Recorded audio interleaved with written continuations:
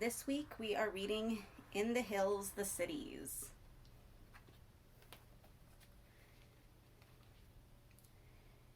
It wasn't until the first week of the Yugoslavian trip that Mick discovered what a political bigot he'd chosen as a lover. Certainly, he'd been warned.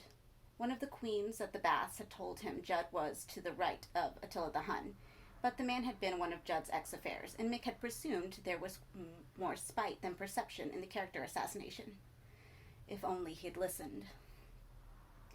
Then he wouldn't be driving along an interminable road in a Volkswagen that suddenly seemed the size of a coffin, listening to Judd's views on Soviet expansionism. Jesus, he was so boring. He didn't converse, he lectured, and endlessly. In Italy, the sermon had been on the way the communists had exploited the peasant vote. Now, in Yugoslavia, Judd had really warmed to this theme, and Mick was just about ready to take a hammer to his self-opinionated head. It wasn't that he disagreed with everything Judd said. Some of the arguments, the ones Mick understood, seemed quite sensible. But then, what did he know? He was a dance teacher. Judd was a journalist, a professional pundit. He felt, like most journalists Mick had encountered, that he was obliged to have an opinion on everything under the sun, especially politics. That was the best trough to wallow in. You could get your snout, eyes, head, and front hooves in that mess of muck and have a fine old time splashing around.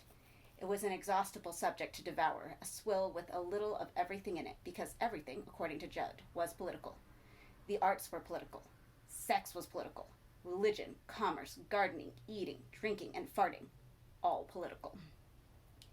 Jesus, it was mind-blowingly boring. Killingly, love-deadeningly boring. Worse still, Judd didn't seem to notice how bored Mick had become, or if he had noticed, he didn't care. He just rambled on, his arguments getting windier and windier, his sentences lengthening with every mile they drove.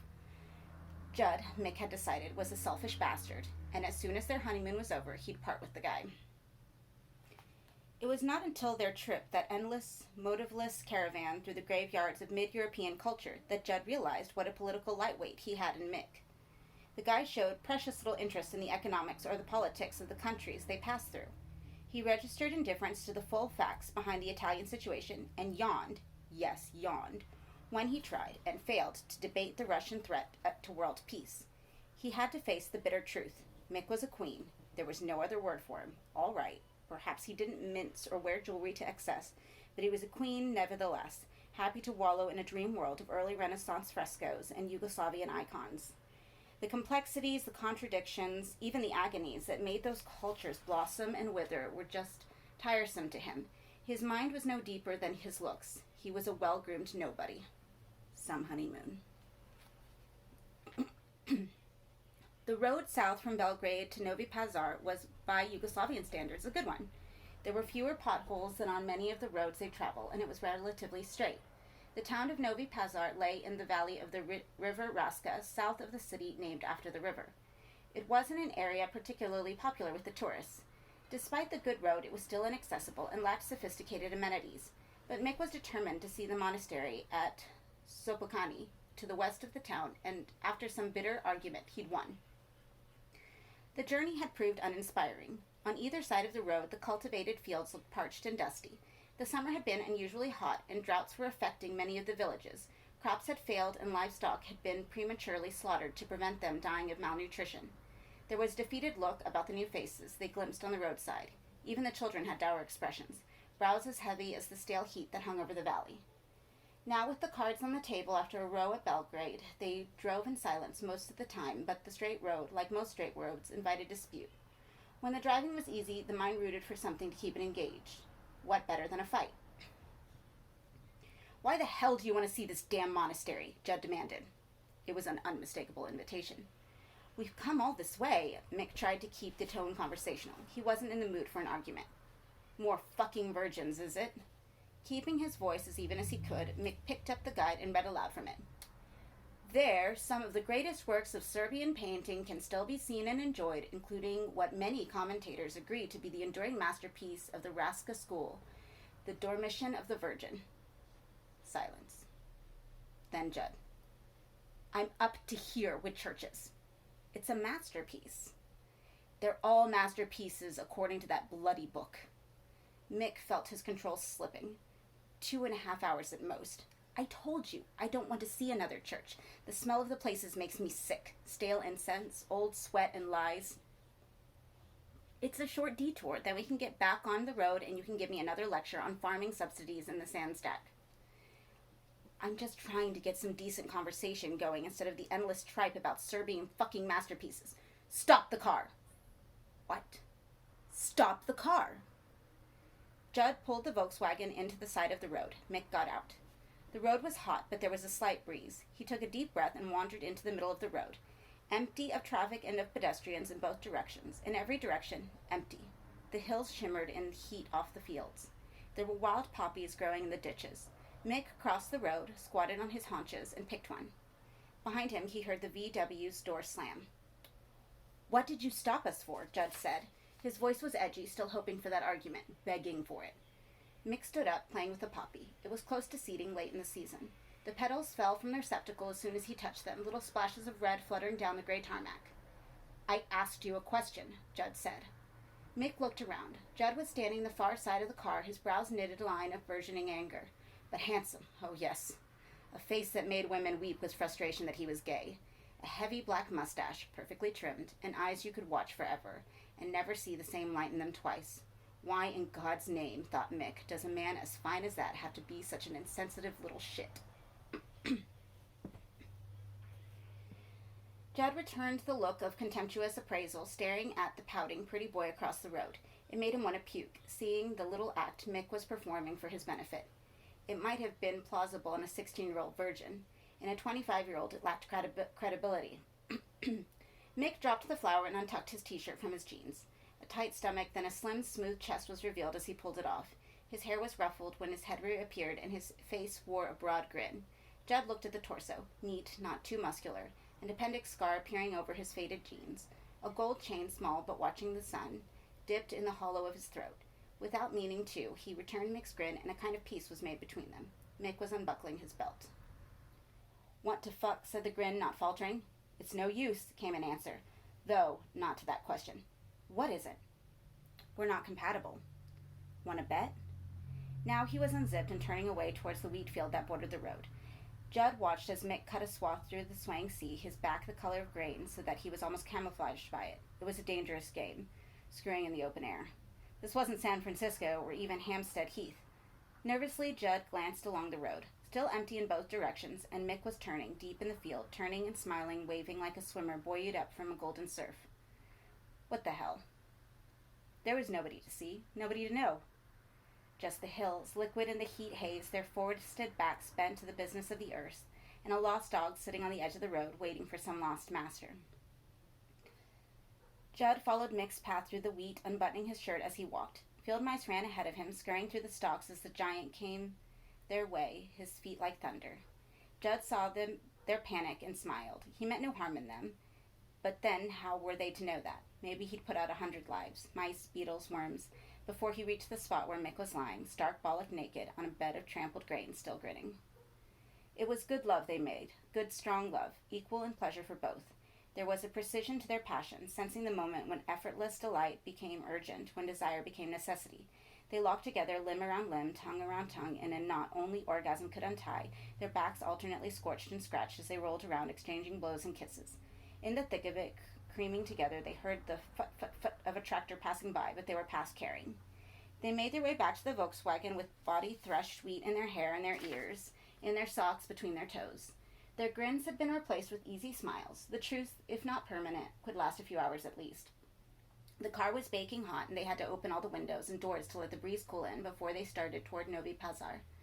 It was 4 o'clock, and there was still an hour's driving ahead. As they got into the car, Mick said, "We'll forget the monastery, eh?" Judd gaped. I thought you couldn't bear another fucking virgin." They laughed together lightly, then kissed, tasting each other and themselves, a mingling of saliva and the aftertaste of salt semen. The following day was bright, but not particularly warm. No blue skies, just an even layer of white cloud. The morning air was sharp in the lining of the nostrils, like ether or peppermint. Václav Jelosevec watched the pigeons in the main square of Poplovac, courting death as they skipped and fluttered around the vehicles that were buzzing around. Some of their military business, some civilian. An air of sober intention barely suppressed the excitement he felt on this day, an excitement he knew was shared by every man, woman, and child in Poplovac. Shared by the pigeons, too, for all he knew. Maybe that was why they played under the heels with such dexterity, knowing that on this day of days no harm could come to them. He scanned the sky again, that same white sky he'd been peering at since dawn. The cloud layer was low, not ideal for celebrations. A phrase passed through his mind, an English phrase he'd heard from a friend, to have your head in the clouds. It meant, he gathered, to be lost in reverie in a white, sightless dream. That, he thought wryly, was all the West knew about clouds, that they stood for dreams. It took a vision they lacked to make truth out of the casual turn of phrase. Here in these secret hills, wouldn't they create a spectacular reality from those idle words? A living proverb, a head in the clouds. Already, the first contingent was assembling in the square. There were 1 or 2 absentees owing to illness, but the auxiliaries were ready and waiting to take their places. Such eagerness, such wide smiles when an auxiliary heard his or her name and number called and then was taken out of line to join the limb that was already taking shape. On every side, miracles of organization, everyone with a job to do and a place to go. There was no shouting or pushing, indeed. Voices were scarcely raised above an eager whisper. He watched in admiration as the work of positioning and buckling and roping went on. It was going to be a long and arduous day. Václav had been in the square since an hour before dawn, drinking coffee from imported plastic cups, discussing the half-hourly meteorological reports coming in from Pristina and Mitrovica, and watching the starless sky as the gray light of morning crept across it. Now he was drinking his 6th coffee of the day, and it was barely even 7 o'clock. Across the square, Metzinger looked as tired and as anxious as Václav felt. They'd watched the dawn seep out of the east together, Metzinger and he. But now they had separated, forgetting previous companionship, and would not speak until the contest was over. After all, Metzinger was from Pudohevo. He had his own city to support in the coming battle.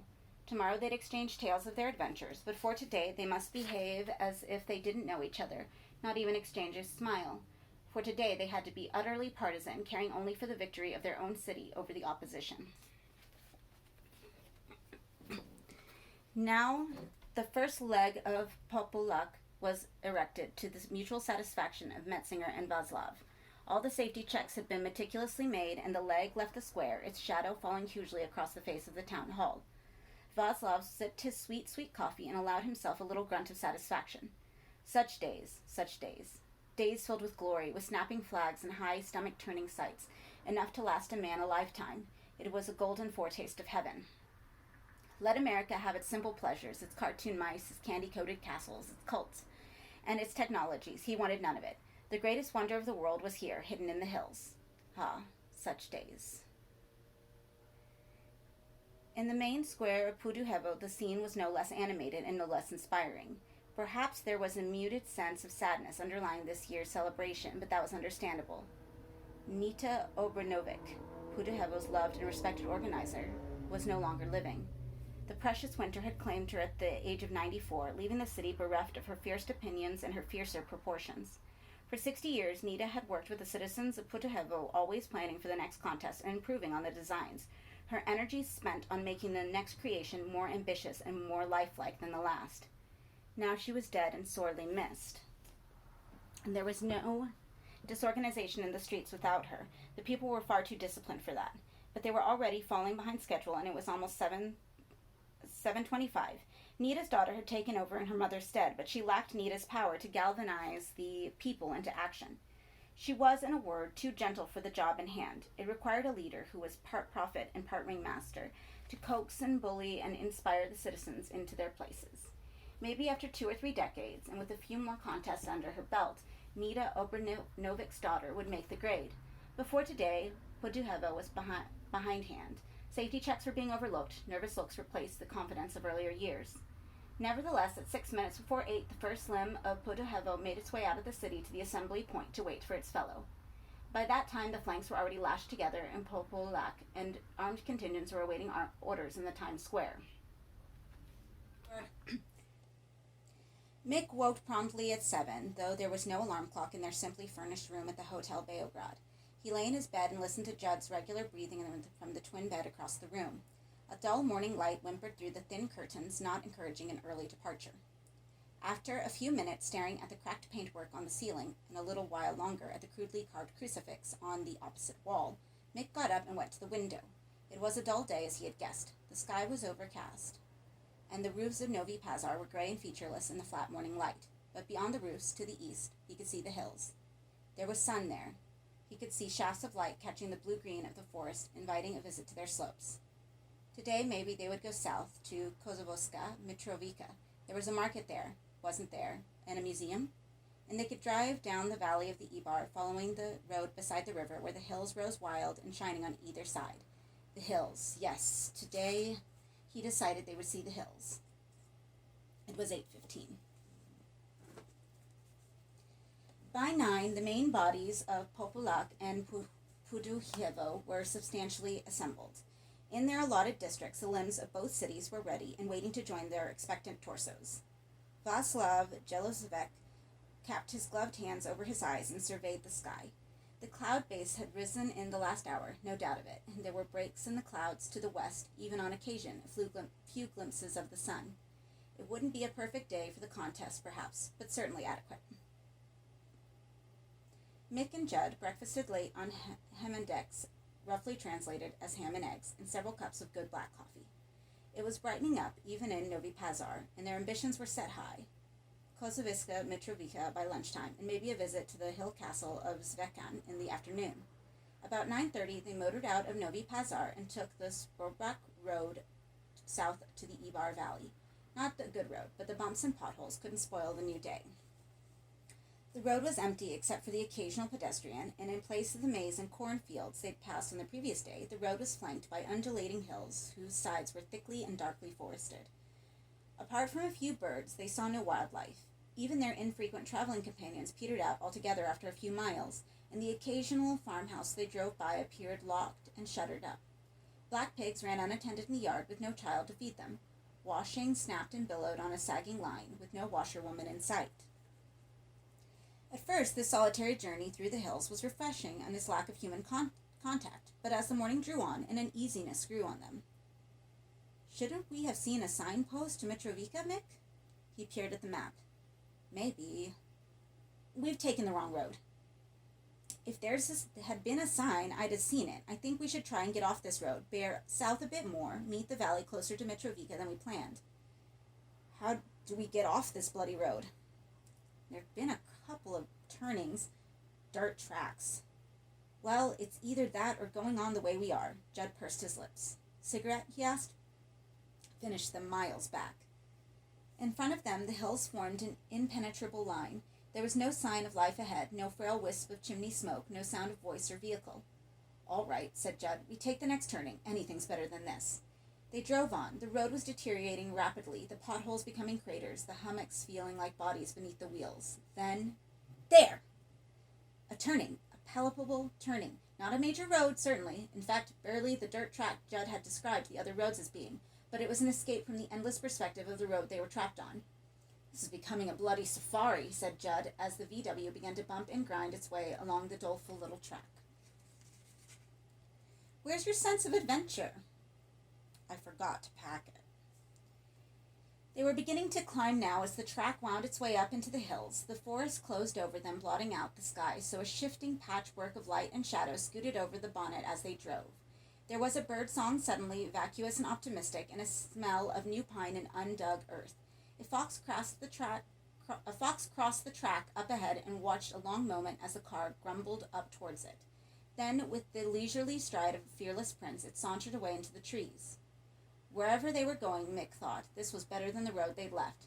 Soon maybe they'd stop and walk a while to find a promontory from which they could see the valley, even Novi Pazar nestled behind them. The two men were still an hour's drive from Popolac when the head of the contingent was at last marched out of the town square and took up its position with the main body. This last exit left the city completely deserted. Not even the sick or the old were neglected on this day. No one was to be denied the spectacle and the triumph of the contest. Every single citizen, however young or infirm, the blind, the crippled, babes in arms, pregnant women, all made their way up from their proud city to the stamping ground. It was the law that they should attend, but it was no needed enforcing. No citizen of either city would have missed the chance to see that sight, to experience the thrill of that contest. The The confrontation had to be total, city against city. This was the way it had always been. So the cities went up into the hills. By noon they were gathered, the citizens of Popolac and Podujevo, in the secret well of the hills, hidden from civilized eyes, to do ancient and ceremonial battle. Tens of thousands of hearts beat faster. Tens of thousands of bodies stretched and strained and sweated as the twin cities took their positions. The shadows of the bodies darkened tracts of land the size of small towns. Their weight of their feet trampled the grass to green milk. Their movement killed animals, crushed bushes, and threw down trees. The earth literally reverberated with their passage, the hills echoing with the booming din of their steps. In the towering body of Podujevo, a few technical hitches were becoming apparent. A slight flaw in the knitting of the left flank had resulted in a weakness there, and there were consequent problems in the swiveling mechanisms of the hips. It was stiffer than it should be, but the movements were not smooth. As a result, there was considerable strain being put upon that region of the city. It was being dealt with bravely. After all, the contest was intended to press the contestants to their limits. But breaking point was closer than anyone would have dared to admit. The citizens were not as resilient as they had been in previous contests. A bad decade for crops had produced bodies less well-nourished, spines less supple, wills less resolute. The badly knitted flank might not have caused an accident in itself, but further weakened by the frailty of the competitors, it set a scene for death on an unprecedented scale. They stopped the car. "Hear that?" Mick shook his head. His hearing hadn't been good since he was an adolescent. Too many rock shows had blown his eardrums to hell. Judd got out of the car. The birds were quieter now. The noise he'd heard as they drove came again. It wasn't simply a noise. It was almost a motion in the earth, a roar that seemed seated in the substance of the hills. Thunder, was it? No, too rhythmical. It came again through the soles of the feet. Boom. Mick heard it this time. He leaned out of the car window. "It's up ahead somewhere. I hear it now." Judd nodded. Boom. The earth thunder sounded again. "What the hell is it?" said Mick. "Whatever it is, I want to see it." Judd got back into the Volkswagen, smiling. "Sounds almost like guns," he said, starting the car. "Big guns." Through his Russian-made binoculars, Václav Jelovsek watched the starting official raise his pistol. He saw the feather of white smoke rise from the barrel, and a second later heard the sound of the shot across the valley. The contest had begun. He looked up at twin towers of Popolac and Podovejo, heads in the clouds. Well, almost. They practically stretched to touch the sky. It was an awesome sight, a breath-stopping, sleep-stabbing sight. Two cities swaying and writhing and preparing to take their first steps toward each other in this ritual battle.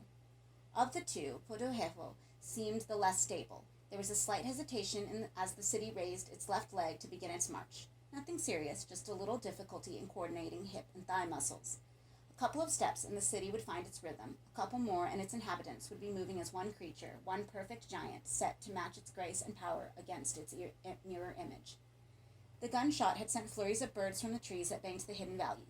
They rose up in celebration of the great contest, shattering their excitement as they swooped over the stamping ground.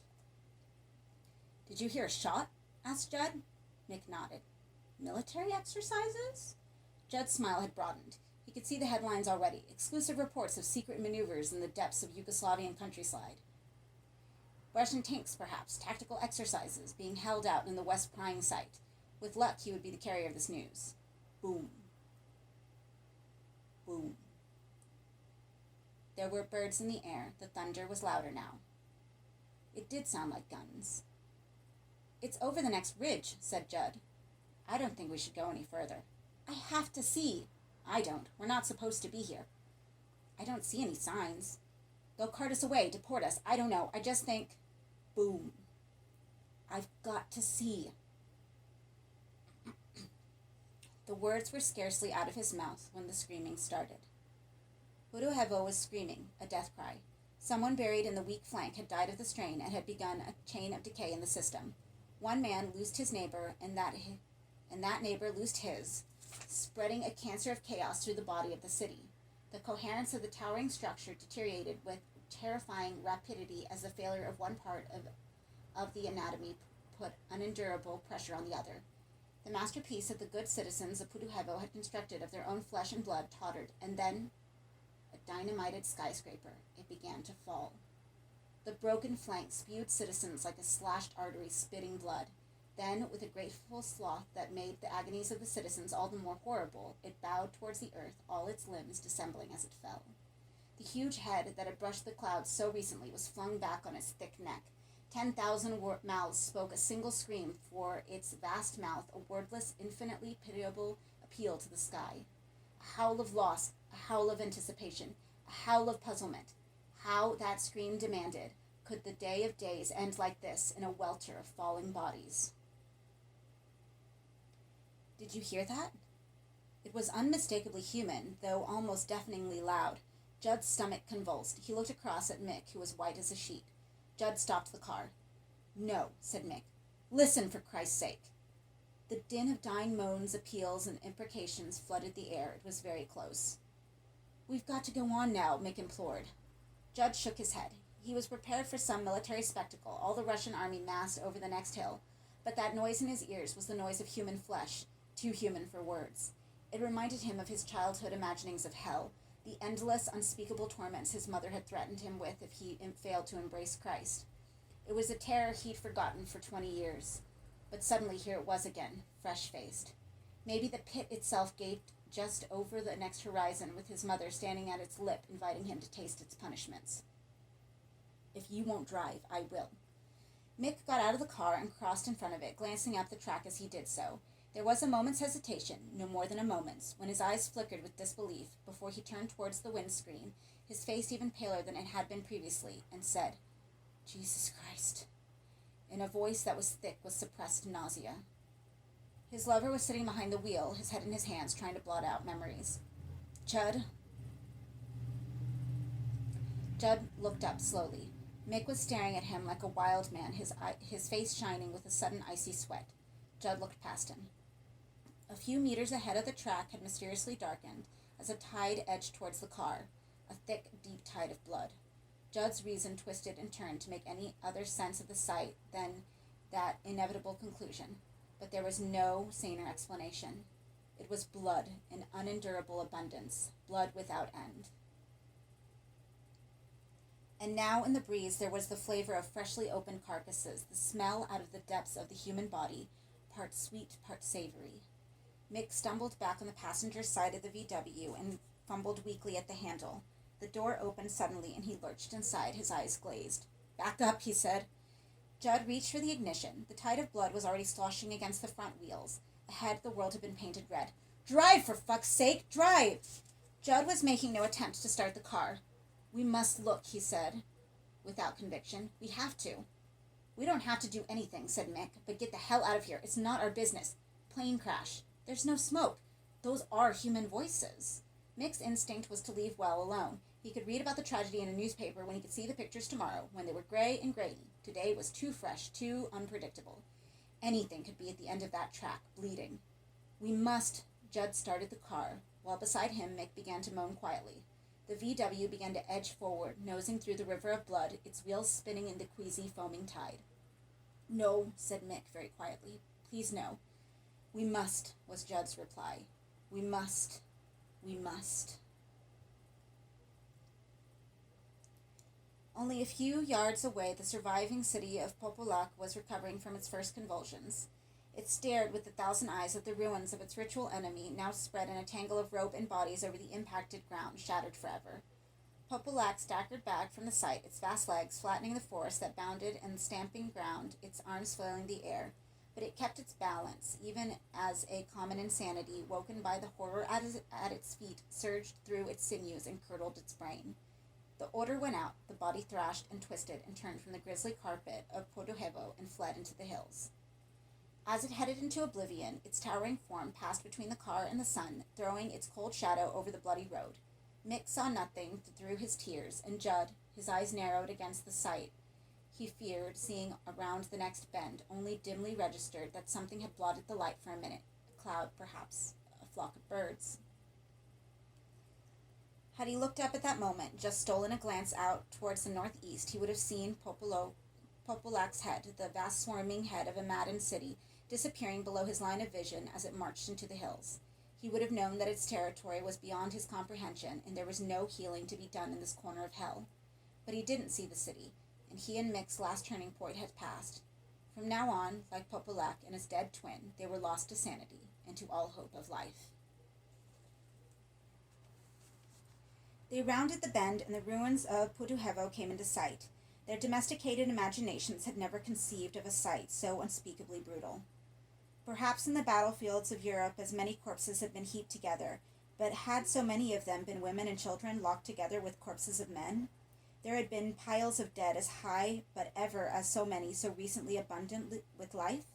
There had been cities laid waste as quickly, but ever an entire city lost to the simple dictate of gravity?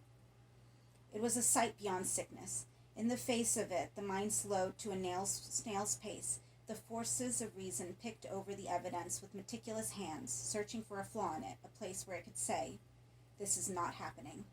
This is a dream of death, not death itself." But reason could find no weakness in the wall. This was true. It was death indeed. Puduhevo had fallen. 38,765 citizens were spread on the ground, or rather flung in ungainly seeping piles. Those who had not died of the fall or of suffocation were dying, and there would be no survivors from that city except that bundle of onlookers that had traipsed out of their homes to watch the contest. Those few Puduhevians, the crippled, the sick, the ancient few, were now staring, like Mick and Judd, at the carnage, trying not to believe. Judd was first out of the car. The ground beneath his swades was sticky with coagulating gore. He surveyed the carnage. There was no wreckage, no sight of a plane crash, no fire, no smell of fuel.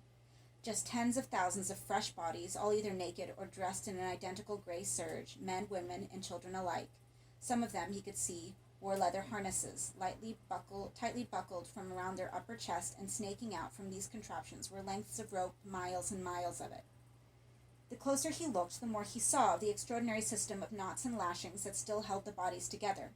For some reason, these people had been tied together, side by side. Some were yoked on their neighbors' shoulders, straddling them like boys playing at horseback riding. Others were locked arm in arm, knitted together with threads of rope in a wall of muscle and bone. Yet others were trussed in a ball, with their heads tucked in between their knees. All were in some way connected up to their fellows, tied together as though in some insane collective bondage game. Another shot. Mick looked up. Across the field, a solitary man, dressed in a drab overcoat, was walking amongst the bodies with a revolver, dispatching the dying. It was a pitifully inadequate act of mercy, but he went on nevertheless, choosing the suffering children first. Emptying the revolver, filling it again, emptying it, filling it, emptying it. Mick let go. He yelled at the top of his voice over the moans of the injured, "What is this?" The man looked up from his appalling duty, his face as dead gray as his coat. "Huh?" he grunted, frowning at the two interlopers through his thick spectacles. "What's happened here?" Mick shouted across at him. It felt good to shout. It felt good to sound angry at the man. Maybe he was to blame. It would have been a fine thing, just to have someone to blame. "Tell us," Mick said. He could hear the tears throbbing in his voice. "Tell us, for God's sake, explain!" Greycoat shook his head. He didn't understand a word this young idiot was saying. It was English he spoke, but that's all he knew. Mick began to walk towards him, feeling all the time the eyes of the dead on him, eyes like black shining gems set in broken faces, eyes looking at him upside down, on heads severed from their seating, eyes and heads that had solid howls for voices, eyes and heads beyond howls, beyond breath, thousands of eyes. He reached Greycoat, whose gun was almost empty. He had taken off his spectacles and thrown them aside. He too was weeping. Little jerks ran through his big, ungainly body. At Mick's feet, somebody was reaching for him. He didn't want to look, but the hand touched his shoe, and he had no choice but to see its owner. A young man lying like a flesh swastika, every joint smashed. A child lay under him, her bloody legs poking out like two pink sticks. He wanted the man's revolver to stop the hand from touching him. Better still, he wanted a machine gun, a flamethrower, anything to wipe the agony away. As he looked up from the broken body, Mick saw Greycoat raise the revolver. "Judd," he said, but as the word left his lips, the muzzle of the revolver was slipped into Grey Coat's mouth and the trigger was pulled. Grey Coat had saved the last bullet for himself. The back of his head opened like a dropped egg, the shell of his skull flying off. His body went limp, and he sank to the ground, his revolver still between his lips. "We must," began Mick, saying the words to nobody. "We must—" What was the imperative in this situation? What must they do? "We must—" Judd was behind him. "Help," he said to Mick. "Yes, we must get help. We must go. Go. That is what they must do. On any pretext, for any fragile, cowardly reason, they must go. Get out of the battlefield. Get out of this reach of a dying hand with a wound in place of a body. We have to tell the authorities. Find a town. Get help." "Priests," said Mick. "They need priests." It was absurd to think that giving the last rites to so many people, it would take an army of priests, a water cannon filled with holy water, a loudspeaker to pronounce the benedictions. They turned away together from the horror and wrapped their arms around each other, then picked their way through the carnage to the car. It was occupied. Václav Jelosvek was sitting behind the wheel and trying to start the Volkswagen. He turned the ignition key once. Twice. Third time, the engine caught and the wheels spun in the crimson mud as he put her into reverse and backed down the track. Václav saw the Englishman running towards the car, cursing him. There was no help for it. He didn't want to steal the vehicle, but he had work to do. He had been a referee. He had been responsible for the contest and the safety of the contestants. One of the heroic cities had already fallen. He must do everything in his power to prevent Popolac from following its twin. He must chase Popolac and reason with it. Talk it down out of its terrors with quiet words and promises. If he fails, there would be another disaster the equal of one in front of him, and his conscience was already broken enough. Mick was still chasing the VW, shouting at Jelosvek. The thief took no notice, concentrating on maneuvering the car back down the narrow, slippery track. Mick was losing the chase rapidly. The car had begun to pick up speed. Furious, but without breath to speak his fury, Mick stood in the road, hands on his knees, heaving and sobbing. "Bastard," said Judd. Mick looked down the track. Their car had already disappeared. "Fucker couldn't even drive properly. We have to catch up," said Mick through gulps of breath.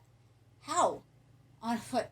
We haven't even got a map. It's in the car. Jesus Christ Almighty." They walked down the track together away from the field. After a few meters, the tide of blood began to peter out. Just a few congealing rivulets dribbled on towards the main road.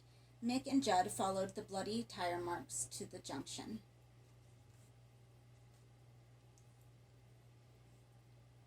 The Swerback road was empty in both directions. The tire marks showed a left turn. "He's gone deeper into the hills," said Judd, staring onto the lovely road towards the blue-green distance. "He's out of his mind." "Do we go back the way we came?" "It'll take us all night on foot. We'll have a lift." Judd shook his head. His face was slack and his look lost. "Don't you see, Mick? They all knew this was happening. The people in the farms, they got the hell out while those people went crazy up there. There'll be no cars along this road. I'll lay you anything, except maybe a couple of dumb shit tourists like us, and no tourist would stop for the likes of us." He was right. They looked like butchers, splattered with blood. Their faces were shining with grease, their eyes maddened. "We'll have to walk," said Judd, the way he went. He pointed along the road. The hills were darker now. The sun was suddenly gone out of its slopes. Mick shrugged. Either way, he could see they had a night on the road ahead of them. But he wanted to walk somewhere, anywhere, as long as he put distance between him and the dead. 2 miles along the road, Mick and Judd smelled petrol in the air, and a little further along they came upon the VW. It had overturned in the red clogged drainage ditch at the side of the road. It had not caught fire. The driver's door was open, and the body of Václav Jelosvek had stumbled out. His face was calm and in consciousness. There seemed to be no sign of injury, except for a small cut or two on his sober face. They gently pulled the thief out of the wreckage and up out of the filth of the ditch onto the road. He moaned a little as they fussed about him, rolling Mick's sweater up to pillow his head and removing the man's jacket and tie. Quite suddenly, he opened his eyes. He stared at them both. "Are you all right?" Mick asked.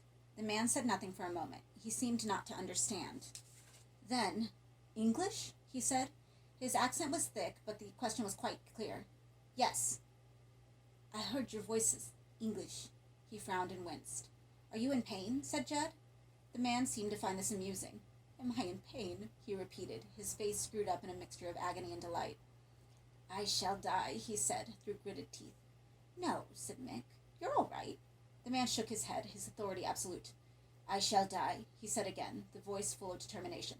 I want to die. Judd crouched closer to him. His voice was weaker by the moment. Tell us what to do, he said. The man had closed his eyes. Judd shook him awake, roughly. Tell us, he said, his show of compassion rapidly disappearing. Tell us what this is all about. About? Said the man, his eyes still closed. It was a fall, that's all. Just a fall. What fell?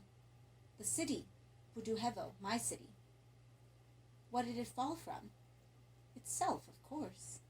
The man was explaining nothing, just answering one riddle with another. Where are you going? Mick inquired, trying to sound as unaggressive as possible. After Popolak, said the man. Popolak, said Judd. Mick began to see some sense in the story. Popolak is another city, like Puduhevo, twin cities. They're on the map. Where's the city now? Said Judd. Václav Jelosvek seemed to choose to tell the truth. There was a moment when he hovered between dying with a riddle in his lips and living long enough to unburden his story. What did it matter if the tale was told now?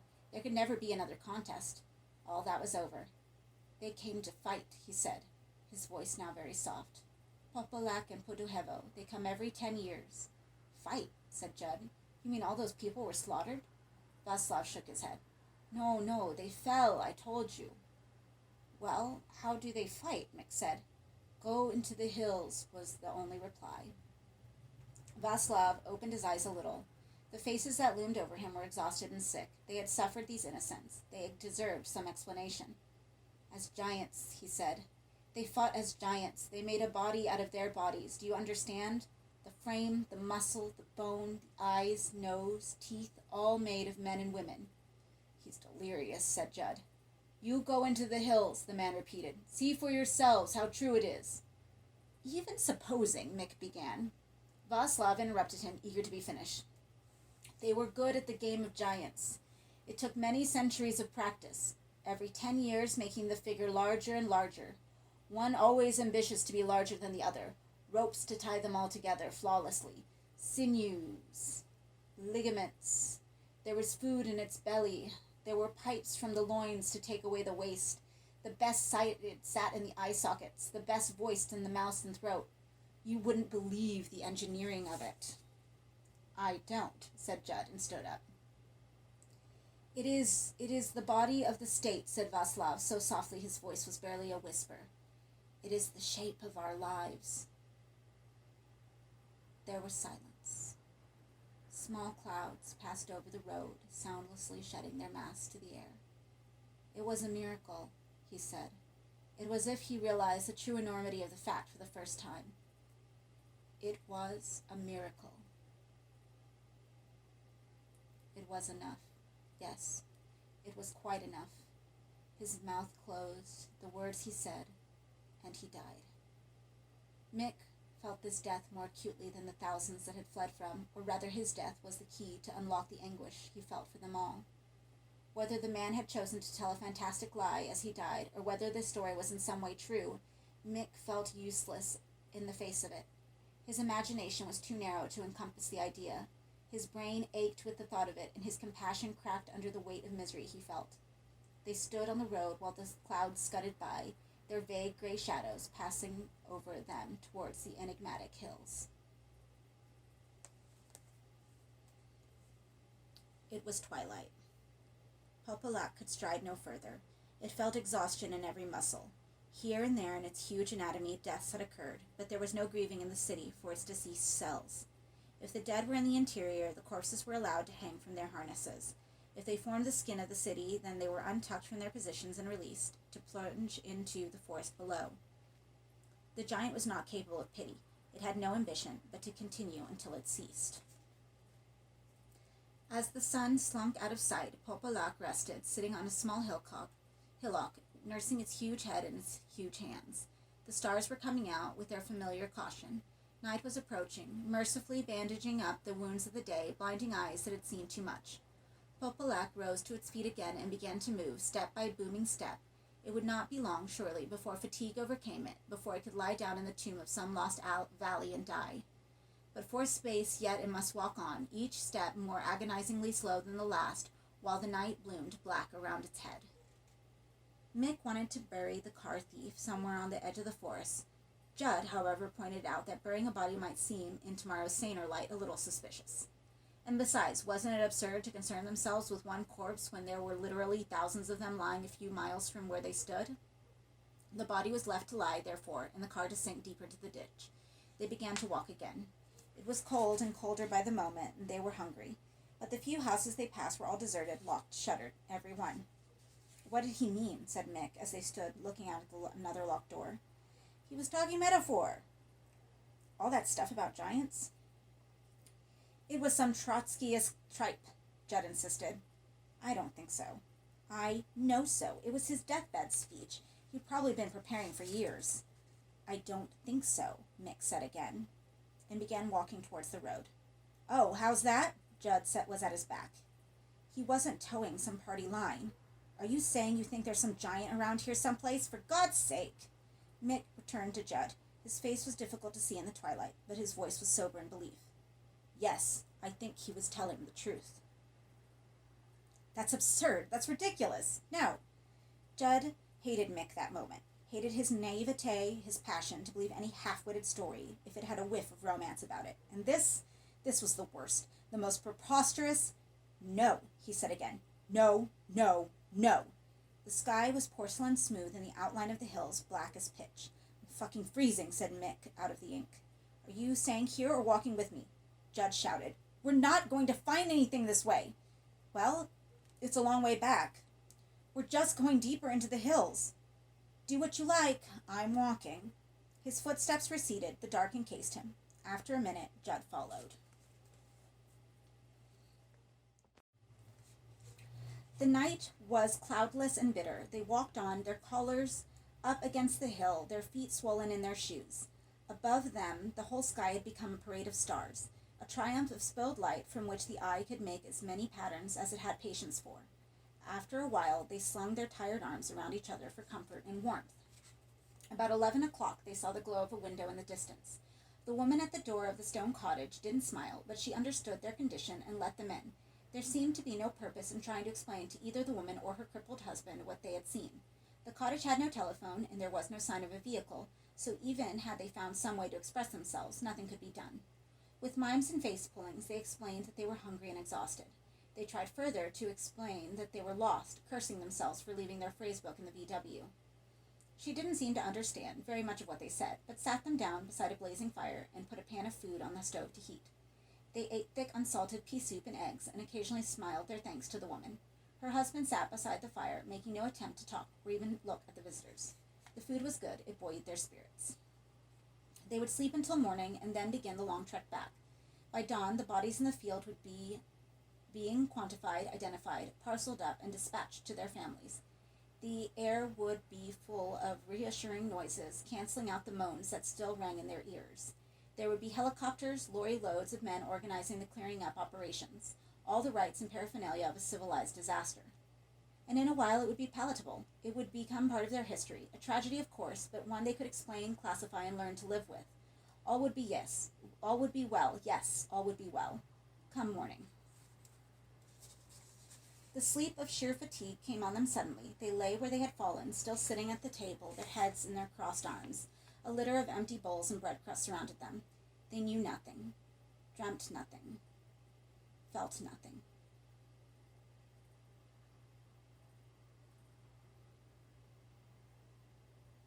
Then the thunder began. In the deep earth, a rhythmical tread as of a titan that came, by degrees, closer and closer. The woman woke her husband. She blew out the lamp and went to the door. The night sky was luminous with stars, the hills black on every side.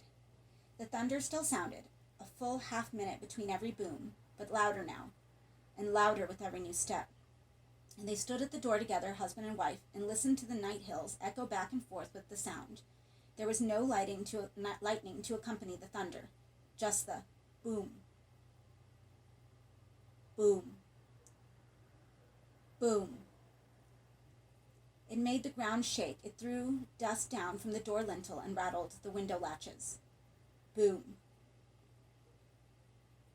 Boom.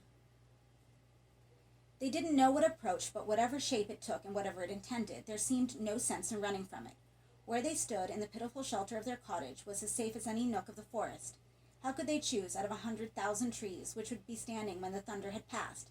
Better to wait and watch. The wife's eyes were not good, and she doubted what she saw when the blackness of the hill changed shape and reared up to block the stars. But her husband had seen it too, the unimaginably huge head, vaster in the deceiving darkness, looming up and up, dwarfing the hills themselves with ambition. He fell to his knees, babbling a prayer, his arthritic legs twisted beneath him. His wife screamed. No words, she knew, could keep this monster at bay. No prayer, no plea had power over it.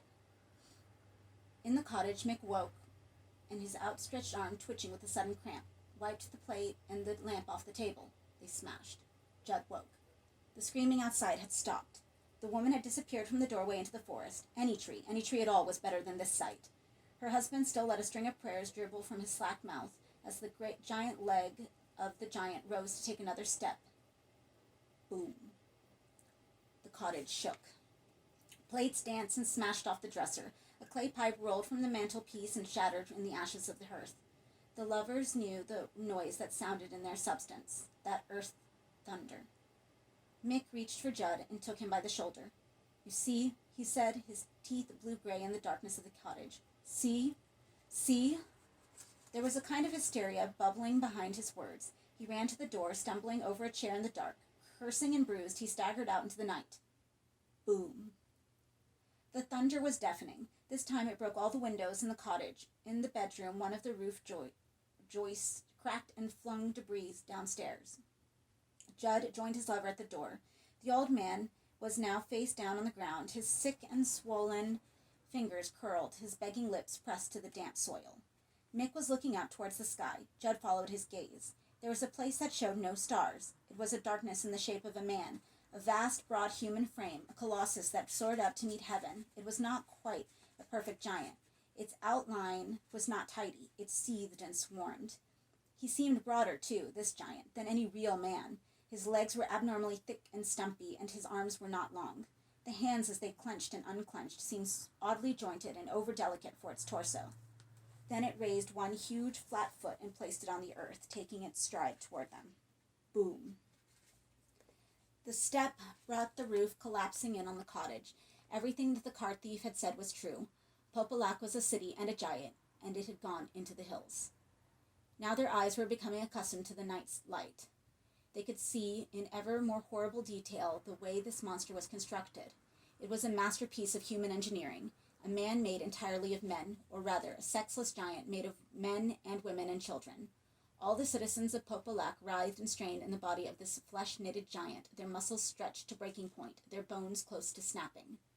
They could see how the architects of Popelak had subtly altered the proportions of the human body, how the thing had been made squatter to lower its center of gravity, how its legs had been made elephantine to bear the weight of the torso, how the head was sunk low on the wide shoulders so that the problems of a weak neck had been minimized.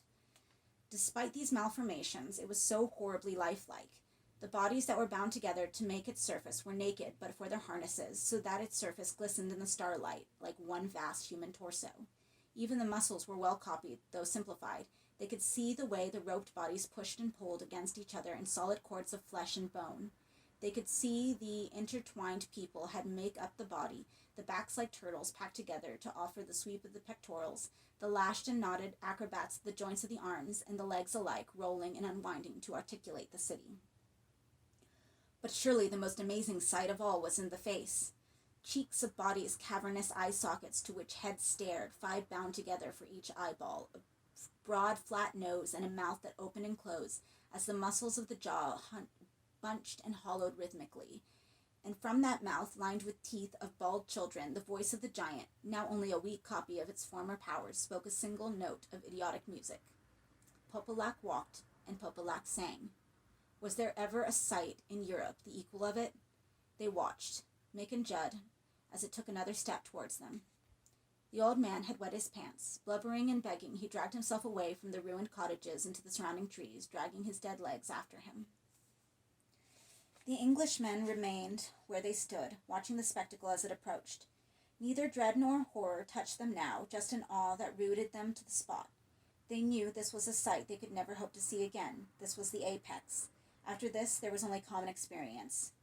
Better to stay then, though every step brought death nearer. Better to stay and see the sight while it was still there to be seen.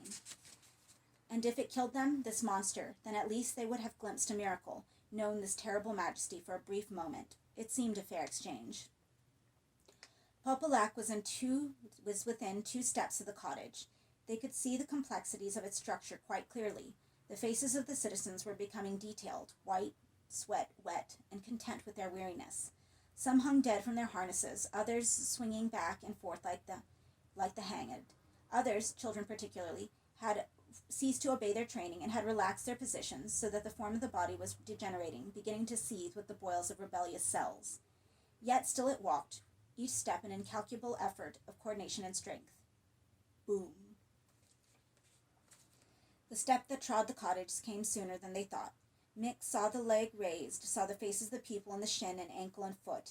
They were as big as he was now, all huge men chosen to take the full weight of the great creation. Many were dead.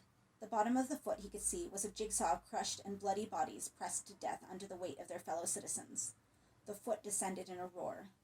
In a matter of seconds, the cottage was reduced to splinters and dust. Popelac blotted the sky utterly. It was, for a moment, the whole world, heaven and earth. Its presence filled the senses overflowing. At this proximity, one look could not encompass it. The eye had to range backwards and forwards over its mass to take it all in, and even then the mind refused to accept the whole truth.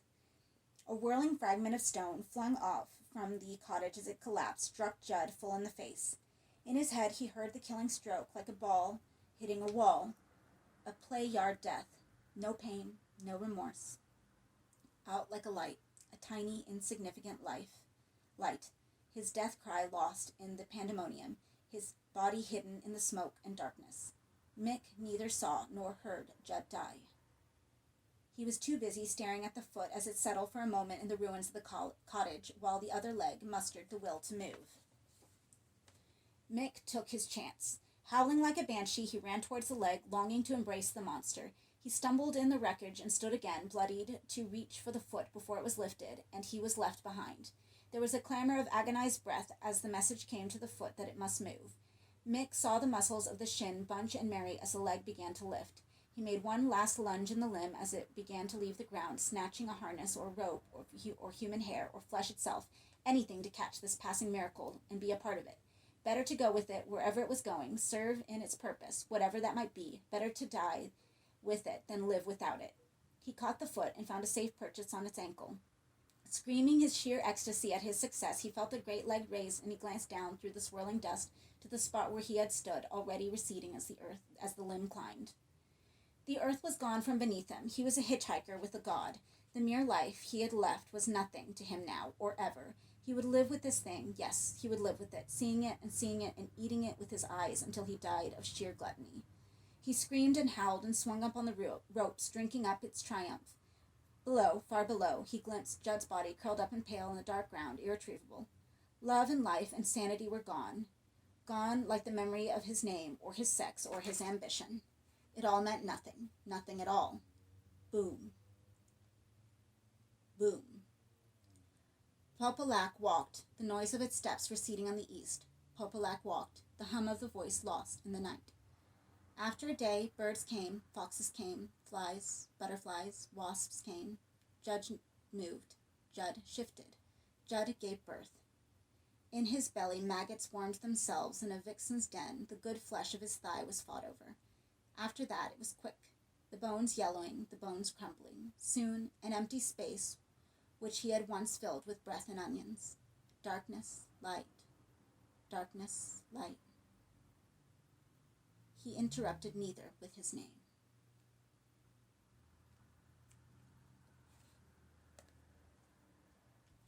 And that was Volume 1 of the Books of Blood. See you next week for Volume 2.